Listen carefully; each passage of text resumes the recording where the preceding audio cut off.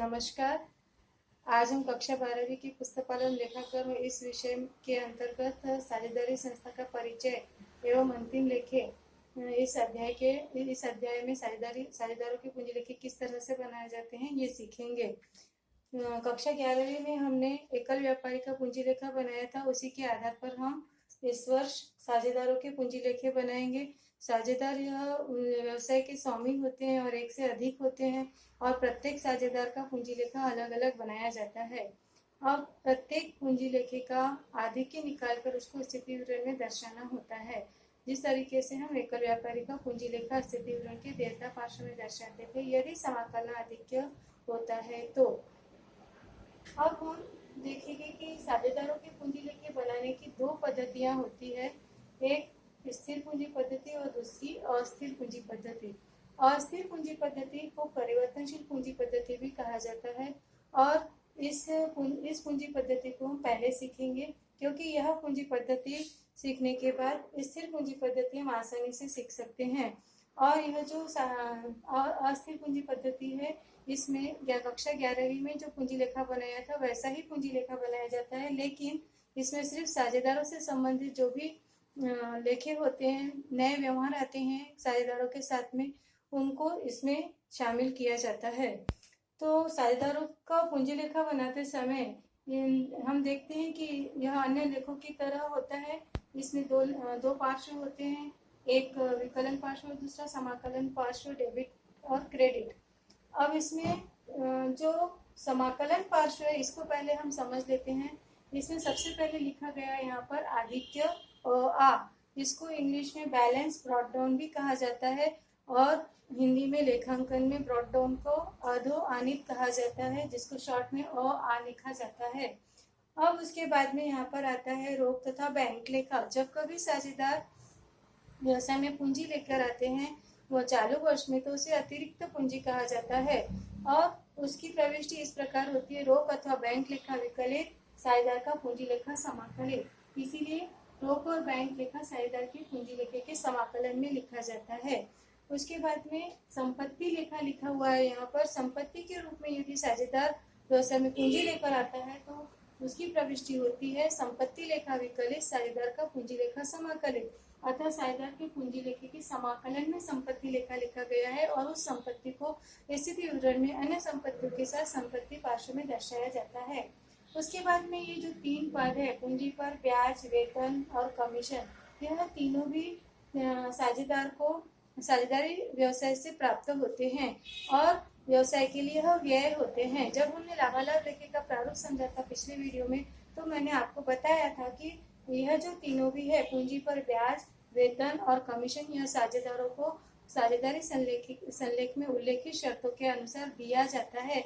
अर्थात व्यवसाय के लिए यह व्यय होते हैं और साझेदार के लिए यह आय होती है। इसलिए उसके लेखे के समाकलन में लिखा जाता है।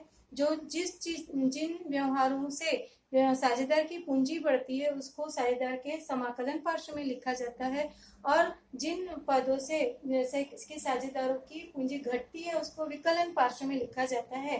तो यहाँ पर पूंजी पर ब्याज क्या होता है, साझेदारों को वेतन क्या होता है और साझेदारों को कमीशन, यह जो लेखा दर्शाया गया है यह क्या होता है, यह मैं आपको पिछले वीडियो में बता चुकी हूँ। तो उसके बाद में आता है लाभालाभ लेखा। लाभालाभ लेखा यहाँ पर जो दर्शाया गया है उसमें ब्रैकेट में लिखा है लाभ में हिस्सा। प्रत्येक साझेदार को लाभ में हिस्सा प्राप्त होता है पूर्व निर्धारित अनुपात में। तो अब जो भी हिस्सा उसे लाभ में प्राप्त हुआ है, शुद्ध लाभ यदि निकलता है लाभालाभ लेखे में, तो मैंने आपको बताया था वह प्रत्येक साझेदार के लेखे में स्थानांतरित किया जाता है। तो उसकी प्रविष्टि होती है लाभालाभ लेखा विकलित और साझेदार का पूंजी लेखा समाकलित। इसीलिए यह यहाँ पर लाभालाभ लेखा और ब्रैकेट में लाभ में हिस्सा लिखा गया है और इसकी राशि यहाँ पर राशि के कॉलम में दर्शाई गई है। उसके बाद में है आधिक्य आ। आधिक्य अनी को इंग्लिश में बैलेंस कैरिड डाउन कहा जाता है, जिसे हिंदी में लेखांकन में अधो आनित कहा जाता है, जिसको शॉर्ट में अनी लिखा जाता है। तो यहाँ पर आधिक्य अनी, यहाँ पर विकलन आधिक्य अगर निकलता है तो इसको समाकलन पार्श्व में लिखा जाता है। इसके विपरीत अगर पूरा कैलकुलेशन करने के बाद में समाकलन आधिक्य निकलता है तो उसे विकलन पार्श्व में लिखा जाता है एज इट इज, जैसे कि लेखांकन में बाकी लेखों के लिए हम संतुलन करते समय करते हैं। अब विकलन पार्श्व में आप देखेंगे तो सबसे पहला लिखा है आधिक्य अ। यह आधिक्य जो पिछले वर्ष में हमारे पूंजी लेखे में बचा हुआ आधिक्य होता है वह यहाँ पर आगे लाया जाता है, जिसे कहते हैं आधिक्य अ। अगर विकलन आधिक्य है तो विकलन में, अगर समाकलन आधिक्य था तो समाकलन में आएगा, लेकिन सामान्यतः पूंजी लेखों में समाकलन आधिक्य होता है। अब उसके बाद में रोक एवं बैंक लेखा लिखा हुआ है और नीचे में लिखा है पूंजी वापस लेने पर। जब साझेदार व्यवसाय में पूंजी लगाता है तो उसे समाकलन में लिखा जाता है, क्योंकि उससे उसकी पूंजी बढ़ती है। लेकिन यदि वह किसी कारणवश व्यवसाय से पूंजी निकालता है तो उससे उसकी पूंजी घटती है, तो उसके विकलन पार्श्व में उसे लिखा जाता है। उसकी प्रविष्टि होती है साझेदारों का पूंजी लेखा विकलित, रोक ऑब्लिक बैंक लेखा समाकलित। तो साझेदार का लेखा विकलित हो रहा है, इसीलिए उसके विकलन में यह रोक और बैंक लेखा लिखा जाता है। उसके बाद में आहरण लेखा। आहरण लेखा हमें पता है व्यवसाय के स्वामी के द्वारा रोक और वस्तु अपने स्वयं के उपयोग के लिए उठाई जाती है तो उसे आहरण कहते हैं। उससे अगर वो व्यवसाय में से कुछ उठाता है तो उससे उसका आधिक्य कम होता है, उसकी पूंजी का आधिक्य कम होता है, इसीलिए यह विकलन पार्श्व में लिखा जाता है। जिससे पूंजी कम होती है वो वाले पद हम साझेदारों के पूंजी लेखे के विकलन में लिखते हैं। अब आहरण पर ब्याज।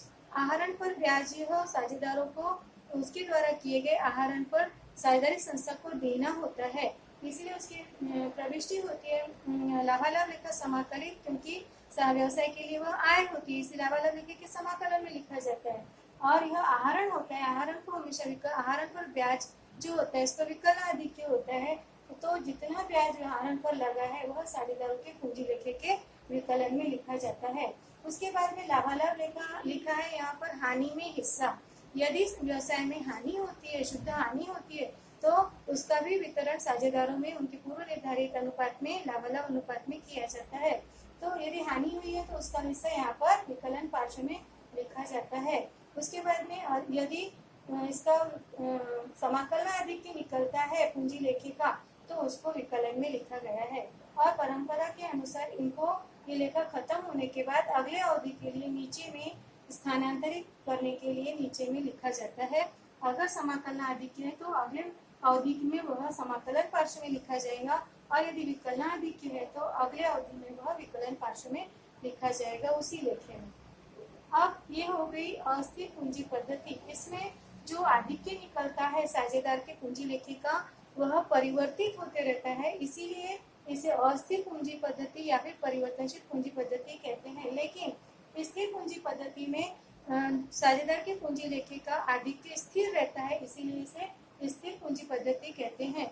अब इस पूंजी पद्धति को समझने के लिए मैं आपको यहाँ पर यह बताना चाहूंगी कि इस परिवर्तनशील पूंजी पद्धति में जो हमने पूंजी लेखा बनाया था उन्हीं पदों को बांटकर इसको दो भागों में विभाजित कर दिया जाता है। उसमें से एक को कहा जाता है साझेदारों का पूंजी लेखा और दूसरे को कहा जाता है साझेदारों का चल लेखा। साझेदारों के चल लेखे में वे सारे व्यवहार लिखे जाते हैं जो कि हर साल साझेदारों के साथ में किए जाते हैं, उसके कारण वह चल लेखे का आधिक्य बदलते रहता है। जबकि स्थिर पूंजी पद्धति में व्यवसाय के स्वामी के द्वारा लगाई गई पूंजी बार बार नहीं लगाई जाती है, कई वर्षों में एक बार या दो बार, तीन बार या फिर बहुत कम बार यानी कि यहाँ पर लगाई जाती है। इसीलिए उसको साझेदारों के पूंजी लेखे में जो आधिक्य निकलता है वह सामान्यतः स्थिर होता है, और उसका आधिक्य समाकलन आधिक्य निकलने के कारण इसको स्थिति विवरण में देयता पार्श्व में दर्शाया जाता है। लेकिन चल लेखे में कभी विकलन आधिक्य भी निकल सकता है। किसी साझेदार के लेखे के चल लेखे में एक केस में विकलन आधिक्य तो दूसरे केस में समाकलन आधिक्य निकल सकता है। तो इस तरीके से इनको व्यवसाय के बैलेंस शीट में अर्थात स्थिति विवरण में इन आधिक्यों को प्रदर्शित किया जाता है। जब हम उदाहरण सॉल्व करेंगे तब इसको और अच्छे से आप समझ पाओगे। तो यहाँ पर हमने देखा साझेदारों के पूंजी लेखे जो होते हैं यह दो पद्धतियों से रखे जाते हैं। भारतीय साझेदारी अधिनियम के अंतर्गत इस प्रकार की पद्धतियों का कोई स्पष्ट उल्लेख नहीं किया गया है, लेकिन साझेदारी संलेख में इन दोनों पद्धतियों में से किसी पद्धति का अवलंबन करने का उल्लेख किया रहता है।